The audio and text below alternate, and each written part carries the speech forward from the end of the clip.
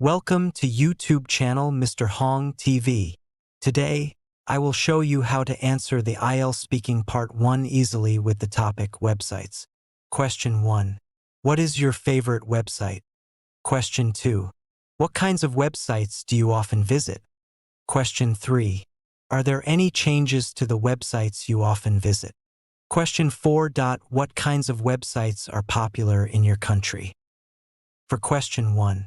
My favorite website is definitely YouTube. It's a platform where I can watch videos on nearly any topic imaginable, from educational tutorials to entertainment. I especially enjoy the fact that it's very user-friendly and allows me to subscribe to channels that align with my interests. For example, I follow a few travel vloggers and cooking channels which keep me both inspired and informed. Additionally, the recommendation algorithm is pretty smart, so I always discover something new to watch. For question 2, I usually visit websites that provide information or entertainment. For instance, I check news websites daily to stay updated on current events.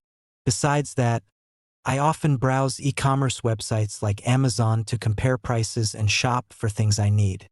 Social media platforms, such as Facebook and Instagram, are also part of my routine because they help me connect with friends and family. For question 3, yes, I've noticed some changes recently.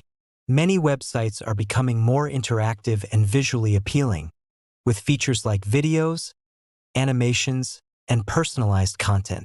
For example, the news website I use has started including live updates and short video summaries. Another significant change is that most websites now have mobile-friendly versions, which makes them easier to access on my phone.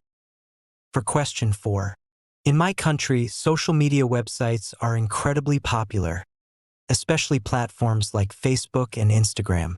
People use them to share photos, stay connected, and follow trends. E-commerce websites like Shopee and Lazada are also widely used because online shopping has become very convenient. Additionally, educational websites and news platforms are quite common, as many people like to keep learning or stay informed about what's happening locally and globally. Here are some useful idioms and vocabulary in my answers. Practice these answers with new vocabulary while emphasizing clarity and fluency for a higher band score.